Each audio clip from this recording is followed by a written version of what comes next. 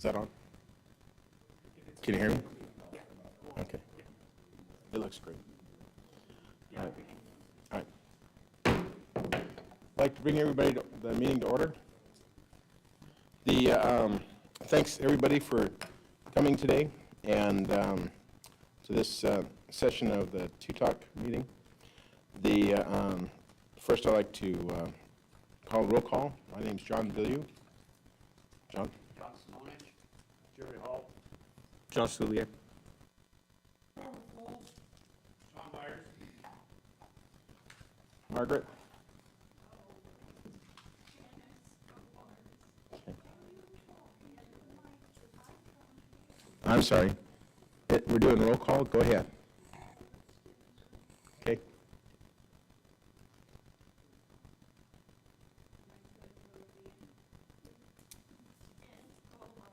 Thank you, Janice.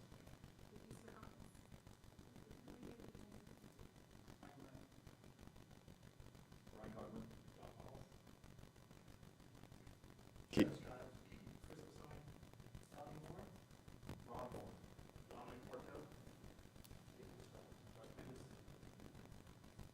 Thanks, everybody. Next, I'd like to do the Pledge of Allegiance. Jerry, if you'd like to lead us in that, please.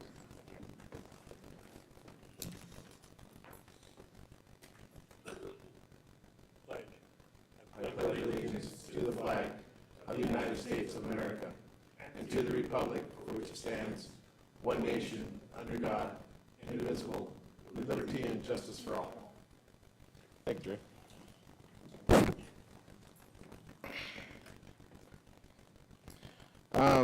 Next, we have oral communications. Are there any from the public?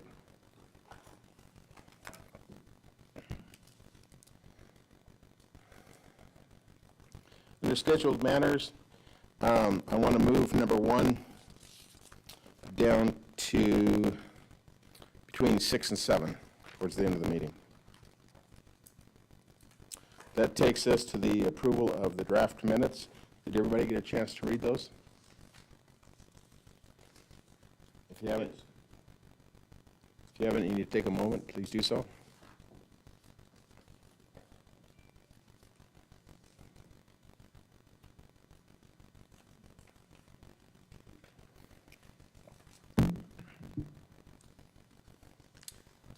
I motion to approve the minutes. All those in favor? Aye. All those opposed? Passes. Next, I would like to, we have last time we met, we were going to have to we didn't have an approved budget, right? So we had to bring that forward. So now we have that, so we're going to have a few extra things we're going to look on and approve tonight. So as in the past, I'd like to do them all at the same time if we could, as far as group measure H and I together as we're talking about it. So I'd like to start with police. And Jerry, if you'd like to take the lead. It's very similar to the last report. Chief Costello and I had a telephone conversation this was afternoon, wasn't it? We're pretty close to it.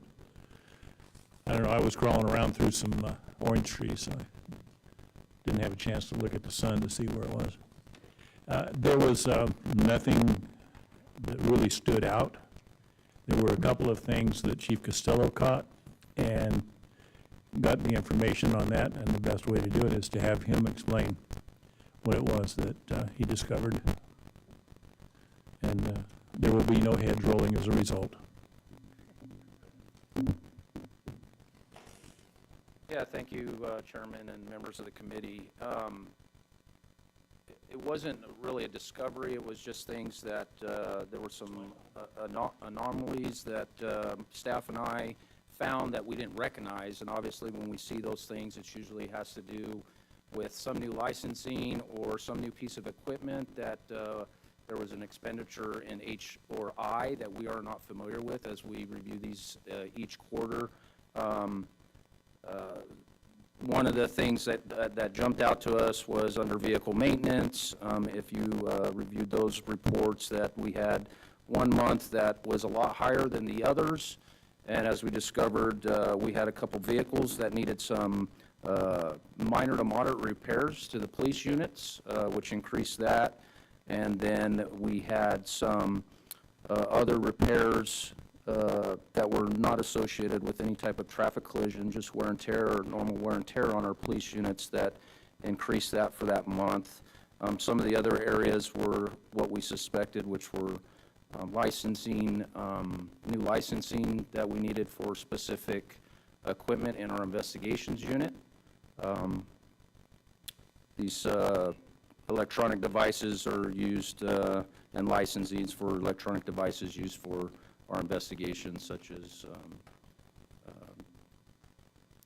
GPS and some surveillance equipment. Although the noted increases were very not significant, and they were small amounts, we wanted to make sure that we knew exactly what they were as we were preparing for this meeting, and Mr. Hall and I talked about those items. If you would like, I can give you some updates on our department and some of the projects that we have that are associated with the upcoming proposed budget, and also some of the things that we've been doing at the department, including some ongoing projects, capital projects. Please do. So in regards to budget, staffing, training, equipment, again, as I expressed last time, our staffing levels continue to increase throughout 2023 as it relates to increase growth at the PD, and we can fill it citywide. We also, in conjunction with the proposed 23-24 budget, staff and I also developed a plan that was taken to City Council on August 1st. That included a reorganization of the police department, which in essence added 2 additional positions to the police department in this year's budget. For many years, the department has been comprised of 2 divisions outside the Office of the Chief, which is our Patrol Division and our Investigation Services Division. As we looked at reorganizing to make the department more efficient, we looked at expanding that into 3 different divisions, which was part of the proposal to City Council. That plan was developed. We took it on August 1st, and we split the department into 3 different divisions, which is the Patrol Division, the Investigations Division, which is standalone now, and the Administrative Services Division. With that, we asked for an additional position to oversee that, which is an Assistant Chief of Police, who will directly report to me on some of these items that I'll discuss and the duties that he does now that will help the department be more efficient, which will also increase better service to the community in the area of public safety. Happy to announce that Dominic Barteau has been selected for that position. That was announced today.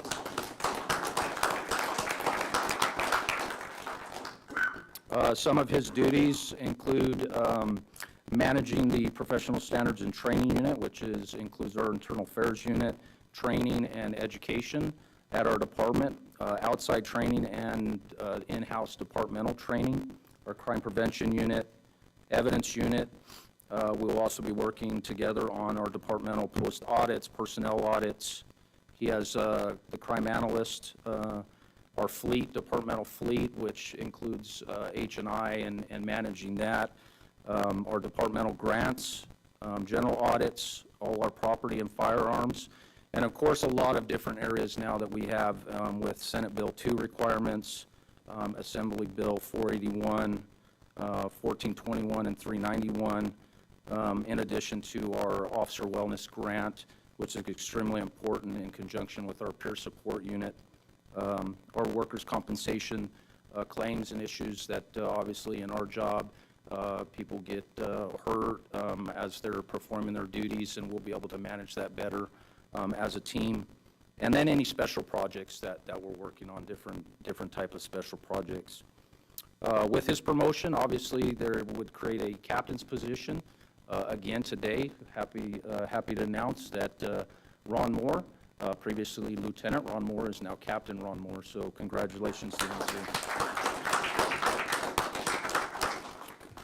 Part of that reorganization, we also examined every unit in our department, and we found a need at the line level that we hadn't increased or focused on in around a decade. It was just over 9 years, and we found that we had an existing position that wasn't allocated. Previously, the funds weren't allocated for that position, which was a senior records clerk. It's a line level supervisor for that unit. And again, as the growth of the city and growth of the PD and public safety in general, we saw a need for a senior records clerk to be that line level supervisor and manage that unit and report to the lieutenant that's in charge of that position. So that was also allocated on August 1st, and Diane Azevedo, who is not here tonight, had a deal with her family, asked her if she would come and introduce herself, but she had some family commitments. But Diane Azevedo is going to be our new senior records clerk. She has been with our department for many years as a records clerk, and she will do very well at that line level supervisory position as the records supervisor. Also included in our budget, as we were going through coming up onto our budget meeting and this proposed budget that is going to council, we looked at different areas that we could proactively look at within our own department. And one of the big things that we saw and that we truly believe in is the training and education of our personnel, both sworn and our professional staff, and get them as much training and education within their specific field, so it will limit liability and also help increase efficiency. So we did asked to increase our training budget by a little bit this year, as you'll see in the quarterly reports as we move forward. One of the biggest areas that we saw was ongoing in 22-23 was obviously in the area of mental health and obviously homeless. That is a big issue within not only our community but throughout the nation. So we're focusing on that. Happy to report that one of our goals was to send all our sworn personnel to advanced mental health training and de-escalation, and we are almost have sent everybody through those advanced trainings. And I think that our focus here at the police department is shown because in that area, because as I met with other department heads throughout the county, they're obviously trying to do the same thing, and we're way ahead of the curve when it comes to sending our personnel to advanced training in that area. With that training also comes crisis de-escalation within that advanced training, and that has shown to really work for us over the last half a year. We've had a lot of tactical deployments and crisis intervention deployments where we've had to send our crisis response team out with the SWAT team that has de-escalated this situation, where we've had a 100% success rate without any type of use of force in our surrenders for those critical incidents. Again, we focus our efforts on homeless. We've budgeted resources in those areas, which has proven to provide the tools to assist in getting temporary and permanent housing for them, medical and mental health treatment. We did hire a crisis intervention specialist, which is I guess in the same realm as a social worker, but our position is called crisis intervention specialist. She comes with tremendous education and field experience, and she's working full-time along with one of our police officers in our special methods and resources team to continue with those efforts that I just mentioned in the areas of homelessness and mental health. It's really proven to help. This team has been a great impact over the last year and a half, but more so in the last several months since we've had her assigned to the PD. They've addressed quality of life issues and worked really well with our other city partners and county resource partners. So very good to have her on board. And that's Nancy Palafox. She has she comes with a lot of experience in this area and has really helped us address some of these needs. One of the things that I'd like to mention is the animal control building is still, Mr. Hall is also on the Animal Control Commission and knows some of this as we have moved forward with this project. larger capital project that's been long coming, ongoing construction, being told by our city engineer, Javier Sanchez, that we're ahead of schedule. Hopefully, that keeps going, and we'll see maybe an opening of that facility in December, January, February of next year, hopefully. One of the things I also like to mention is we've had 4 citizen police academies this year. We usually only have 1. We've drawn a lot of interest through social media, and have got a lot of interaction from the community wanting to know how and why we do things. So we've been able to present 4 of those citizens academies this summer with our crime prevention unit. One of those academies was a class of around 35 adults for 8 weeks, every Thursday for about 4 or 5 hours, and we gave them all aspects of our police department and how and why we do things, and give them a greater understanding of public safety and the police department. And that's in conjunction with, obviously, the fire department, all our investigative units, CHP, the district attorney's office, and all our other public safety partners that we bring in to also help us present on how we work, how our agency and city works as a team. In conjunction with that one class of adults, we had 3 juvenile citizens academies, where we had one that it was just kids between the age of 14 and 17 that signed up. We had 2 or 3 in conjunction with Granite. So we had one in conjunction with Granite Hills Ethics and Justice program with Mr. Dempsey and the school, and we were able to work that with Porterville Unified in conjunction with our Juvenile Police Academy, and presented it just to our LJE students, and got great participation in that this summer, which was extremely great. I'm sorry, it was a law, justice, and education pathway program that we worked in conjunction with Granite Hills High School. That's really the highlights right now. I think Mr. Wallace will talk a little bit about the budget, the proposed budget later. That will give some more detail in the proposed budget for both public safety departments. And I'm available for any questions if you have any. So that was all you did? That's all we did. That's just a snapshot of a few things we did. That's a whole quite bunch of stuff going on at the PD. Yeah, I was joking. That's a whole I lot know. of stuff. And you should be congratulated along with your department for being proactive in all these areas. This is stuff that has been needed to happen for a while now. I'm glad to see you guys take steps to do it. Yes, sir. It's very good. Thank you. Thank you. Go ahead. I have just a little side note, since Chief Costello did such an outstanding job with his presentation. I would like to let everyone in the room know that September 1st, I'm going to be in Sacramento, California, and I am going to have the honor of taking Highway Patrol badge number 23397 and pinning it on a Porterville High School graduate who also happens to be my grandson, Zachary Hernandez, whose initial assignment is going to be Central Los Angeles, which was my initial assignment out of the academy. When he was 3 years old, he told me, "Papa, when I grow up, I want to be a cowboy cop." He's living his dream. Congratulations on your grandson. Next, I'd like to bring up Sean. There you are. Just press the button. Can everybody hear me? So I met with Chief Cogburn on Tuesday evening. We went over Measure H&I. As always, everything's pretty lined up. All the numbers look good.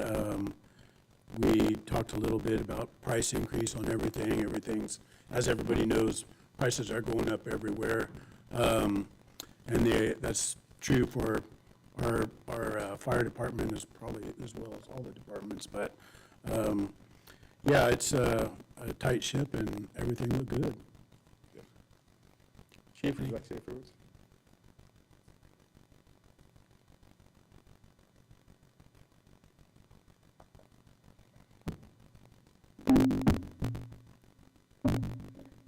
No, thank you, members. Yeah, Sean and I met, went over the budget spending. We also talked about our plans for the upcoming year, as well as the events of the department over the last few months. To give a slight or a small recap of what we've been doing, a big part of our time is spent on planning for the future of the department, and we've created some guiding documents. One was, as you guys know, the SART document that came out roughly 3 years ago. We've also worked on a community risk assessment, standards of cover, that looks at the baseline of the department, where we are now, and assessing the needs of the community, and then coming up with a plan for opportunities. So a lot of our budgetary needs and asks in the upcoming fiscal year are based off the SAR recommendations as well as the standard of cover. We've also moved forward with the strategic plan for the fire department, where we've taken an internal stakeholder committee, paired them with a external stakeholder committee, which is members of the community, and then looked for the expectations and needs and how can we meet them. So we're in the early stages of that. We're hoping to have that document completed in the next 6 months. And between those documents, that gives us a pathway forward into the future. Recently, we graduated 3 firefighters from our in-house academy. They were assigned to their shifts approximately 2 weeks ago. In addition to that, we have a automatic aid agreement that will be going to council in the upcoming month, which is really a historic auto aid agreement for us. There has never been an automatic aid agreement between the city of Porterville and the state of California at a local level within the unit that I'm aware of. Part of that is we will receive an engine from CAL FIRE, staffed with 3 to 4 firefighters responding into the structure fires within the city, as well as providing us with automatic aid for grass fires, river bottom fires, things of that nature. The advantage of that is being automatic aid, it's upon initial dispatch. We have had the ability through mutual aid with our neighboring partners and cities throughout our op area to bring them in as needed, but there's a delay going through the op area, the time that it takes, and we know that seconds and minutes are crucial within the city. They've been a gracious partner with us, and we're excited about that auto aid agreement. In turn, they've requested that we send our water tender as part of the auto aid reciprocation to different areas within the state responsibility area, primarily focusing on the 65 corridor over into Badger Hill, but much needed for both departments. It's going to be mutually beneficial, and we're excited about that going to council this upcoming month. In addition to that, we're also hiring lateral firefighters, which is, I believe, a first for our organization. We've hired entry-level firefighters in the past. We just hired 3 entry-level firefighters. There's been a lot of interest from neighboring organizations, particularly firefighters that have gone to training with our firefighters, curious about what we're doing, excited about what's going on in Porterville, the direction that the department's taking, the support that they're given from the community. And with that, we decided to do a lateral firefighter test, which is, again, the first time we've ever done this. Minimum requirement is you have to have at least 1 year paid or combination of not volunteer, but seasonal experience, and some other requirements coming into our organization. And we received over 30 applicants, which for us is up there with the numbers of what we would receive for an entry-level position. So we're excited about that. We're going to be hiring a minimum of 3 lateral firefighters, hopefully the next couple of months. Some of the activities that we've done within the organization besides the planning for the future is we've used some of the equipment that we've purchased with Measure H and Measure I funds. I know back in February when you were at Station 73, the public safety building, I believe we had some of our training equipment on display, our mannequins, our CPR mannequins, some of our bleeding control equipment, and we have since used that to train close to 100 city employees on both hands-only CPR as well as bleeding control, hoping to make an impact not only within their individual departments at that emergency, but also with the public that is present within their department. Several other things that we're planning. We're planning for station remodels. We're in the planning stage of the correction. We're in the design phase of our station remodels. We're continue to move forward with that, as well as we are out to bid for the station correction training classroom remodel. So we're hoping to get that initiated here in the short term. It's all part of our planning for the future as we add additional firefighters and equipment. Anything I missed, Sean, what we talked about? We covered a lot of stuff that night, yeah. I'm trying to last longer than the police chief up here, so I don't know. I've probably got at least 10 more minutes. So, any questions that I can answer? I do. I know that, remember seeing the CPR dummies and the wound dummies that you had there, and you did that for the city staff. Correct. Is that something available to the community too that you do on a time-to-time basis, or? Yeah, our plan is to open that up to the community, other committees within the city, such as council members, members of TUTOC, business owners as needed. I know in the future we'll be doing more community outreach with these types of programs. Hands-only CPR is fairly new in the last couple of years, and so we're wanting to make sure we spread that message in the community. So, yeah, we anticipate offering that to the community here. Are those certified programs? Hands-only CPR, is that certified? No, it's not certified. It's a layperson class. Okay.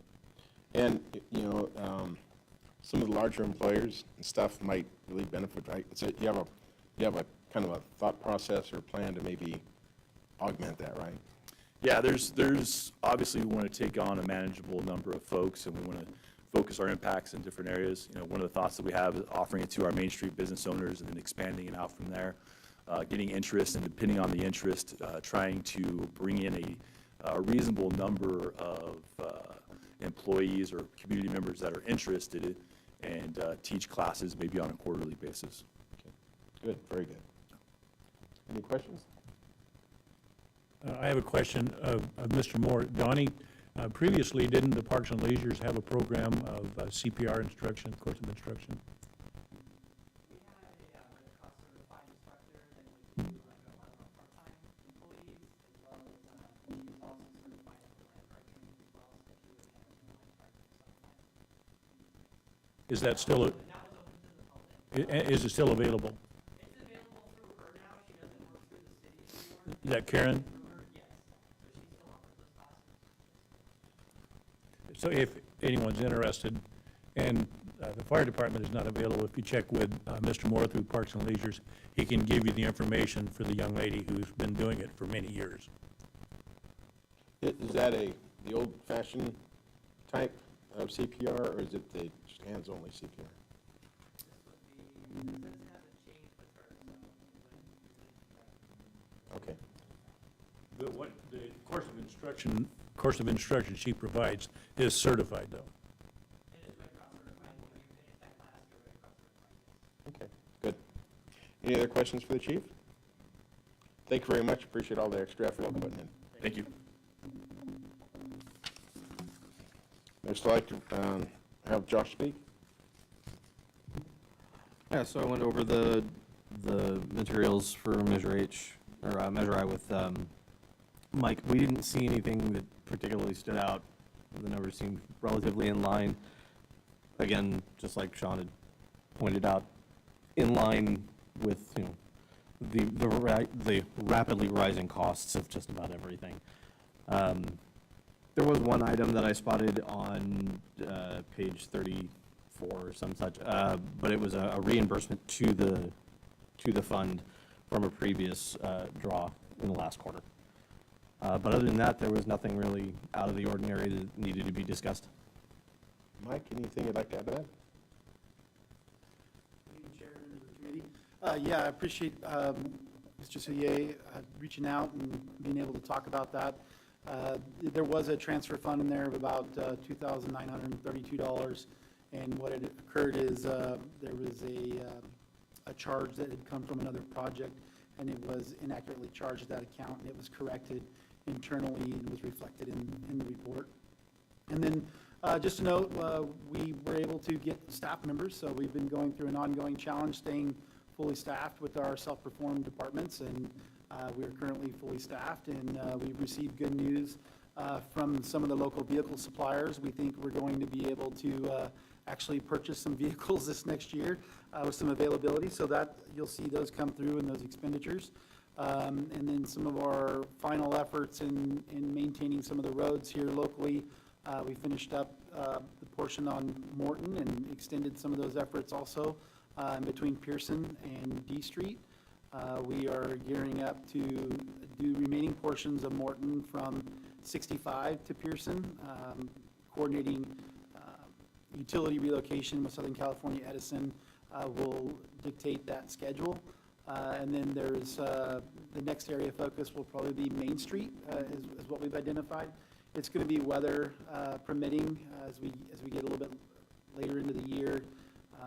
With El Nino predicted, we'll see how rain holds out. But the last couple of weeks, we've been on some local roads working in subdivisions. So if anybody has any questions to the process, or I know we were going to try to make an effort to participate or see a pave out around the airport area. There's always things going on, so if the committee comes up with an opportunity and would like to see that, just please let me know how to coordinate, and I'll work out the details when we're scheduling a pave out job. I think that's it, unless any specific questions as it relates to any of the other scheduled projects. Mr. Sanchez could provide any other details on those, should you have any. Earlier, a few meetings back, you talked about purchasing some equipment. Yeah. That you're looking, did they get purchased? No, that was what I mentioned there at the beginning. There's been a shortage, so trying to get the utility trucks for that department that was issued into the budget has been problematic. About the time we get out to get a quote and compare those quotes through the co-op purchase, they're not available. So we get updates periodically as vehicles come available, and quite honestly, the allocations for those vehicles have not been there. There was some street work equipment of some kind. Most of it was just vehicle related, so Just vehicle, yeah, okay. flatbed, like a flatbed utility truck for those activities. Yeah, I thought there was a paver or something that you were. No, we have a paver, so we'd already purchased the paver previously. Okay. Yeah. So any road work equipment that you were going to get, you've got? Yes. Okay. Yeah. Thank you. Any other questions? Thanks, Mike. Next, Margaret, your turn. Janice and I met with Vicky yesterday, and we went through all the expenditures for the library, and they are way under budget. Don't expect this to continue, though. Not when we get the new library. Also, the California State Library funds were sent $6,374, which was deposited into Measure H for the luncheons that the library gave out to the children all summer long, which was a very successful program.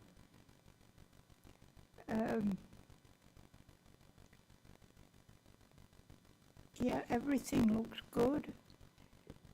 The council has approved a contract for, now don't ask me if I pronounce this right, Paul Halogen Architects to design the new library, which is really exciting. So we're a step closer. Good. But they're doing very well. Thank you. And I'm sure Vicky can answer any questions anybody has. Vicki? Good evening. Well, I have to say that lunch program is near and dear to our hearts. We provided that program for many years before the library fire, and it was nice to get back into action to provide that service during this time of summer when there's, families at home that can't put food on the table. So we actually served, we provided meals for those 0 to 18, under 18 years old, were able to come in for a meal. And the participation numbers for the meal, coming in with the meal with the family, we do provide a snack for the adults, are the caregiver, the caregivers coming in with the families, and then we provide a program after they have their meal. So we keep them for a little bit and, get them out of the heat, get them fed, and, have a really good time engaging with that community. So we served 1,540 participants came into the program to participate, whether it was to get a meal for the child, provide a meal, which we partner with the school districts on, and or the snack that we provide for the adult or caregiver. And also all of the programming stuff. We did anything from, gaming. We entertained them. We also did some exercise classes. One of our community partners, Family Healthcare Network, came in and did a dental hygiene class. And so we definitely love the fact that we can serve this population during this capture time during summer. So in my librarian heart was so happy just to see the families coming in. So other than that, as you know, you probably saw in your utility bill, I mentioned it in May at your meeting, that we had calendars for the activities Monday through Sunday. So participation for that was 1,595, almost 1,600 people came in to participate in those various programs throughout the week. So we were very pleased with that number as well. And so we just look forward to engaging the community into the fostering that environment so that we can gravitate success and bridge it over to this new state-of-the-art library facility in the future. So everyone is very excited. Of course, the community reads what they read in the paper, and so nothing happens fast enough, but I think they're all very pleased that at the last council meeting that the contract was approved and things will start coming together. So, so we're really looking forward to that. Another opportunity we have, and we invite you all to come and participate, is we are having our annual Family Literacy Day in Centennial Plaza Park on September 30th from 10 a.m. to noon. So it's a free program to come out. There's a little bit of entertainment for the kids. There's plenty of booths to get familiar with the different resources that are in your community. So if you happen to, bump elbows with somebody on the streets or somebody that's not doing so well and facing challenges, you might tell them to come and participate, because there will be a lot of community resources at this event to facilitate that knowledge and connection, okay? So I'm happy to entertain any questions you may have for me. The meals you served, how were those developed? How are they? What? How are they developed? How are they developed? Well, so the state library recognized that, and the governor at the time recognized that there was a big need during the summer, and this is well before the pandemic. So it's been a program that the state library initiated. Not a lot of libraries had community partners to work with, such as school services that already run a certified food nutrition program. So it was really a lot of knowledge building, training, information on securing funds, but not everybody in California was interested, believe it or not. So we jumped right on it. We had that big, beautiful community room, as we call it, the previous library. So we jumped right on it. Porterville Unified would come in and bring a big freezer and a big refrigerator for us. I'm talking the big ones from like back when we were all in school. And so we did appreciate that. So now with this smaller footprint, the funds are definitely higher than we've ever received in the past. And with that about $7,000 in grant funds that we received, we were able to get equipment. So we were able to get a refrigerator to then secure food. Porterville Unified comes and delivers. We send them a number of their nutrition program. We send them a number of how many we expect daily, and then they provide those meals for us. And some are hot, some are cold. And, it's basically what, the kids get, I'm assuming, what they get at school during their regular school year. Okay, so they prep, and then They do prep, yeah. the food is Yeah. donated from the school district to the library? Is that how that works? It's a working relationship, yes, so they come and deliver. And then we do go out to buy the snacks. So we go out buy fresh fruit for the adults and caregivers that come in, because the program is only for 18 and under. So sadly, because it's a school policy and it's part of this program, we can't circulate that leftovers out to, yeah, but that's the only hardship. We can give a child, though, 2 meals, so we often do that since they're there. So we definitely will hold off and keep whatever's extra and have it, if somebody comes late to the program, we have this little meal to give them. Are the meals, are they portable, like sack lunch? Yeah, typically like a sack lunch or small, like a small footprint of a container. Right. Yeah. I don't think there's very much, waste, you know, in food. So, but, yeah, no, thank you for asking. Good. Any other questions for Vicki? Go ahead. What's the status of the handicap parking situation? Mr. Moore just told me that the company that we rent from is working on it, and they're gonna put one out in the lot, right? Yeah. So that was the update. So should be I would hope it happens between now and Christmas. Well, just for information, indirectly, Kevin Mathis should get a little thank you for it also. I reached out to him, and I believe Donnie also had a conversation with him, and he gave us some interesting suggestions for solutions to the situation. And Donnie and I discussed those, and I think if it hasn't happened already, it should be happening pretty quick. And to Mr. Mathis, he did offer to, he indicated that it was a local civic matter and not necessarily something within his purview to get directly involved, but he did offer his legal counsel to look into it for us if need be, and I told him I didn't think that was the length that we needed to go to at this time. But he had concerns about it himself and helped us come up with some ideas. We'll definitely take a picture and share it with the committee once it's there. Yeah. So How many spots? How many parking spots? I think it was just one. Yeah. I think it was just one based on the area. Because remember, he's got, on that lot, he's got the ones tucked behind that insurance company where the ice cream shop used to be. Okay, so. I believe that there is a number that they have that works out how they're supposed to do it, how many they're supposed to provide. Thank you. Very Any other good. questions?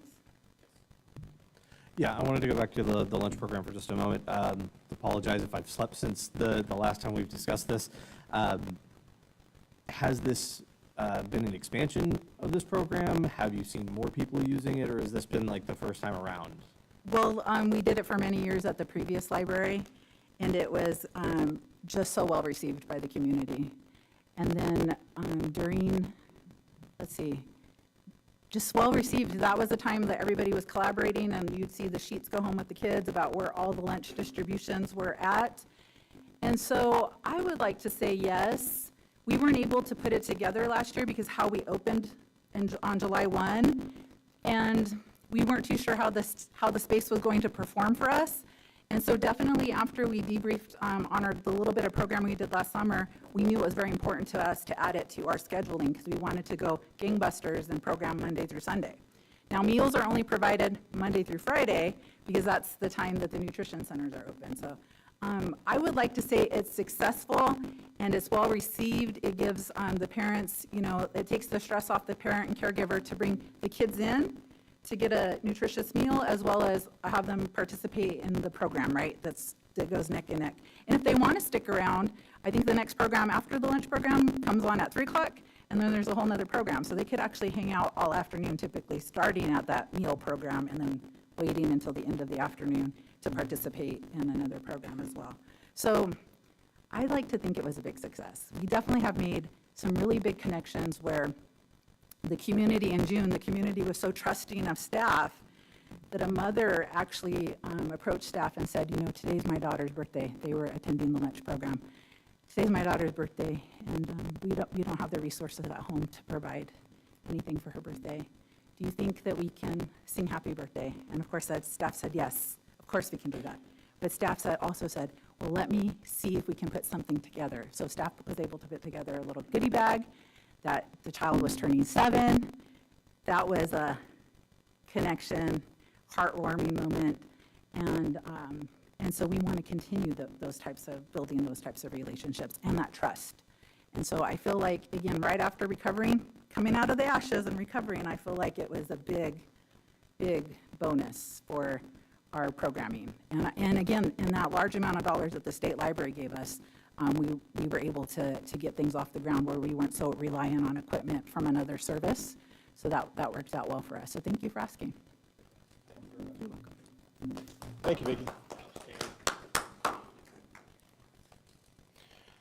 So at this time, I'd like to revisit the point 1 reorganization of committees. 5, did I miss one? 5, I'm sorry. Actually, before we go on to 5, we need, yeah, We need, I motion to approve the reports from Measure H and Measure I. all those in favor? Aye. Those opposed? Passes. Mr. Lawless?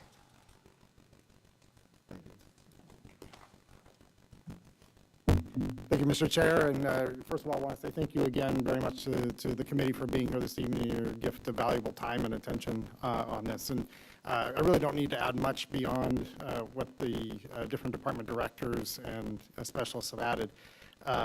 Did want to mention there is, beyond the materials that was provided to the committee, there's been a subsequent add by the fire department of 2 positions.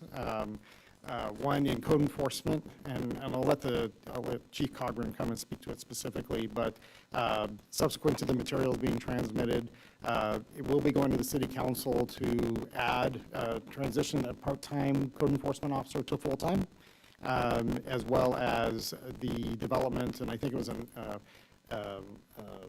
product of the conversation as we're looking at the strategic plan of a fire inspector as part of the prevention office, and so I can let Chief Cogburn talk about that as well. In addition, there'll be on the general fund side, but know that we're not just looking at Measure H and Measure I for adding additional personnel, but on the general fund side, a clerical position that was part-time being made full-time as well as supportive operations. So, but as presented by the chiefs, a very aggressive is the word I would use, capital program that we have, certainly close, I would say $100 million over the next several years. Certainly can't do that all in 1 year, but with the improvements at the 3 existing fire stations, development of the training grounds and the fire training classroom at Station 2, and then looking at, we also have out for RFP on design for the new EOC, actually already awarded. We're already in awarded design, so now beginning design and looking at the new EOC and Public Safety Administration building at the former library site. So, and then speaking to the new library, certainly those are costs that continue to accelerate. I would say the initial, when we were talking about $20 million a couple years ago, we're now looking at $30 million. And so certainly there will be continue to be evaluation of potential funding sources. We had submitted for additional grant funds through the state, through the state library grant program, which the city had been successful for initially at about $7.25 million. There was a $10 million threshold, so the remainder of that had been submitted for, and that program was suspended by the state as part of their budget development process, as you saw that they had a deficit. And so that was one of the, didn't put it at risk, the amount that the city had already been awarded, but any new appropriations have been suspended for the time being. Assemblyman Mathis had made a $15 million budget request for the new library, and that at this time has been put in suspension given the current budget circumstances. So we've continued to remain in contact with both state and federal legislatures in regards to the new library. We also have some corporate interests. I'm meeting next week with Bank of Sierra, talking about how they might be able to, certainly not at 15 or 10 or $15 million, but every little bit is helpful in what their interests may be. So I can't say enough about the team that, as they work together, so how we can better, in the spirit of both Measure H and Measure I, to better protect the community and be the finest public safety and supporting quality of life in Tulare County and Central Valley. Happy to answer any questions. And if you wanted to hear more about, like I said, and I did want to be very sensitive to the additional ask that's going to go to the City Council on September 5th. We'll be presenting the budget that you see in front of you to them. And like I said, there will be an addition to that, which is the fire inspector and transition of a part-time code enforcement to full-time code enforcement out of Measure I. Very good. Questions? Questions, everybody? All right, thank you, John. Thank you, Ken. So with all the additional stuff from the fire department, that puts the fire and police pretty close to the same.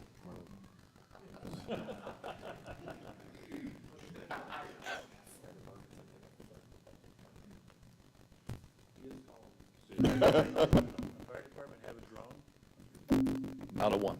Not a one.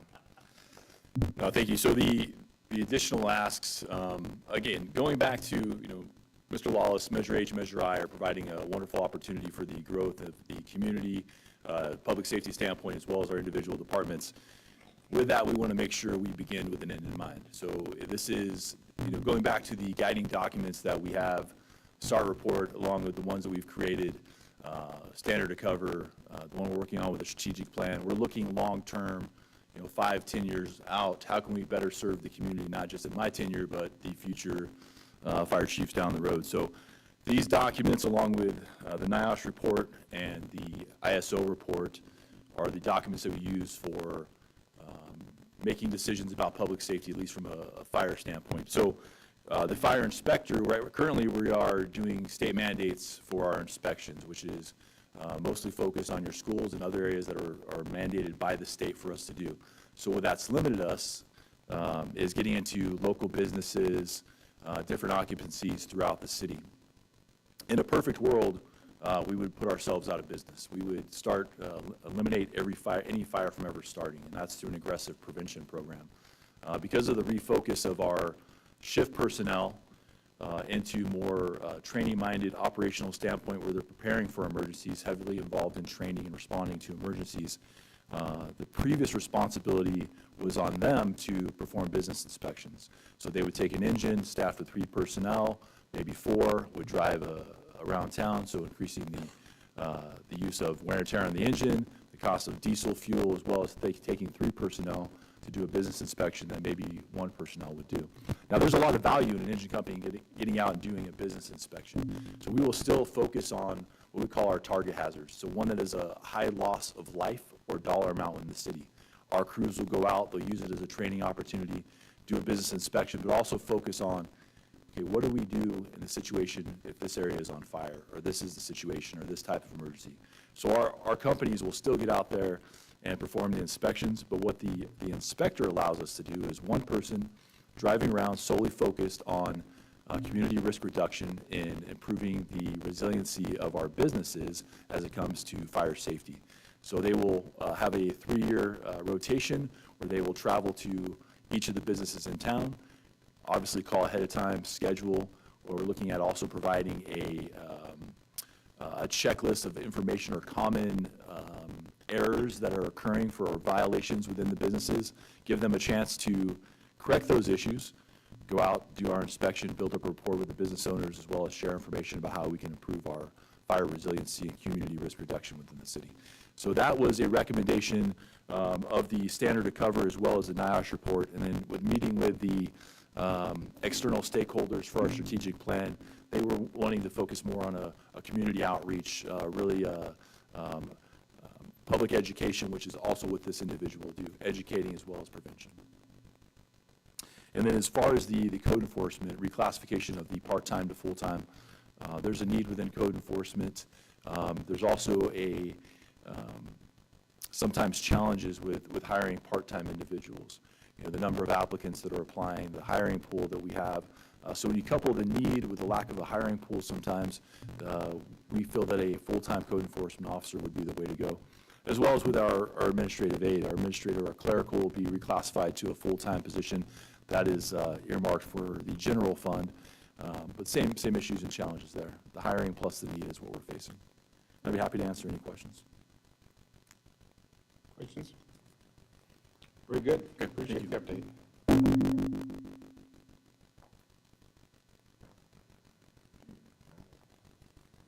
I'd like to revisit topic 1 now, and the reorganization of the committee and committee members. No. And several years ago, I don't remember how many years ago it was now, but it's been a long time ago, I was late to a meeting. And when I showed up, I found out that I was then the chairman. Yeah, he did, matter of fact. And so it's been a lot of fun, and we made a lot of changes. Everybody's engaged now. Everybody's going out to the community. They're talking about stuff. They're talking to citizens. They're doing lots of stuff. The one-on-one time we have with the department heads has been very beneficial and has worked very, very well for this committee. Besides getting to know everybody better, we've developed more of a working team, which is one of the goals that I have. With that being said, it's time to let somebody else take the reins, and I've taken it about as far as I can take it. And so it's time for somebody else to be elected.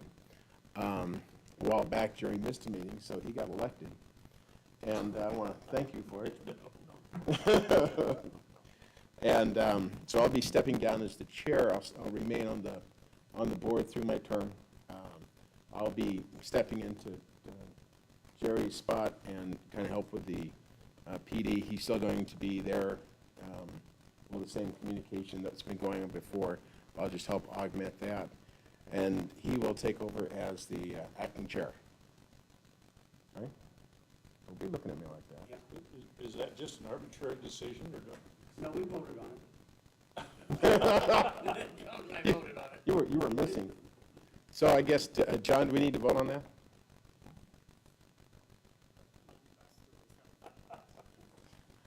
Does anybody else want to do it? Okay, then.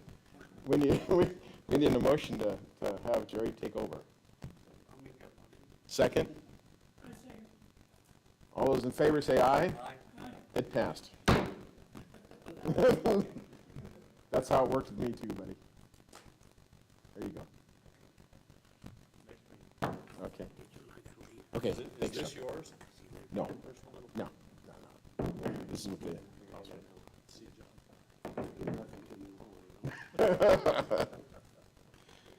So, with that being said, is there any other, we need to have the next meeting.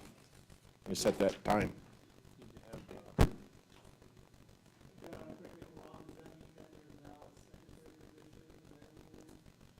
So you can nominate, once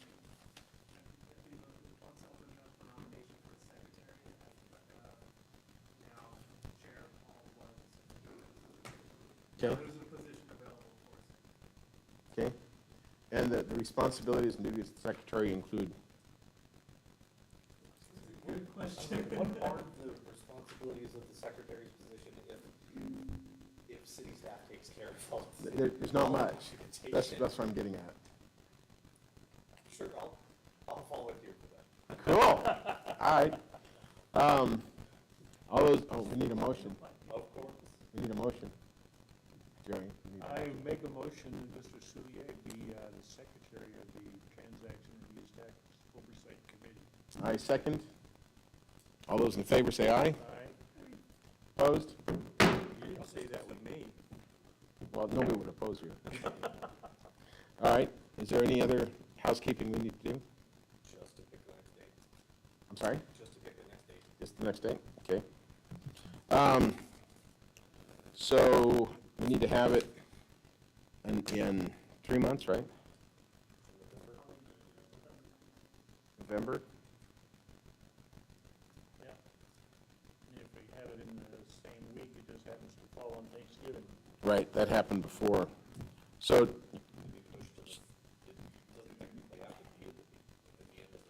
well, we have, yeah, yeah. 21st would be much better for me. That works? Oh, yeah. 21st, I wanted to get it off Thursday for a long time. that's Tuesday the 21st? That is city council. I believe we looked into that once before, and that was our prerogative on our meeting dates. Well, we can't have it the Am I same. correct, Mr. Wallace? Yeah, the meeting date and time is our prerogative, not city council's. Well, no, the city, it's at the city council meeting. Yeah, they have a council Oh, okay. So we can't have it that same day. No. Yeah, no, we don't want to do that. So, we could push it to the next week. I think so, we did last year, didn't we? To the week before. Can you guys do it the week before? Available Monday or Friday. So we did the 13th and the 17th. Available after the Thanksgiving week. Is there a preference before or after Thanksgiving?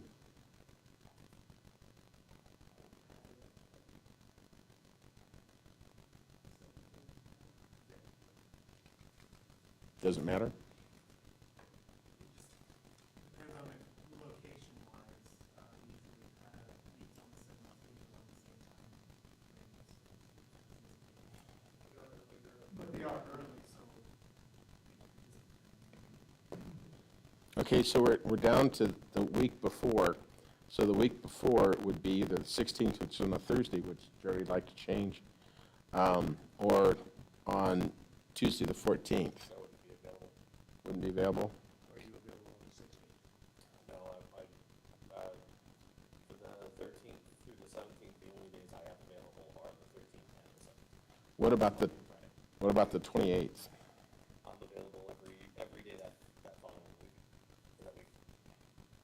Tuesday the 28th? Does Tuesday, the 28th work for everybody? Margaret? We good? Okay. John, is that good for November 28th? 5:30? Here. Anything else for the good of the committee? Yes, ma'am.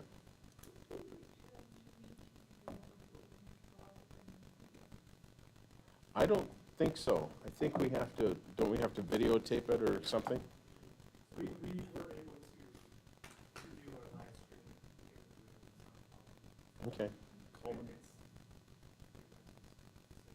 Coleman? Is that, it'd be hard to get everybody that's here now in the Coleman room. So, We used to have donuts in there, though. can we make it work? Okay. If there's no objection, we'll move it to the Coleman room then. Okay? All right.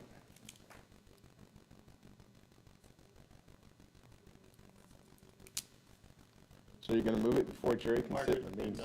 Margaret did not hear your date Okay. meeting. Margaret, on 10/28, I'm sorry, 11/28, excuse me, at 5:30 in the Coleman room, the old meeting room. That'll be our next meeting, okay? It's on a Tuesday, On a Tuesday. November 28th. Okay? All right. Very good. Was that it? Motion to adjourn? All right. Thanks, everybody, for coming.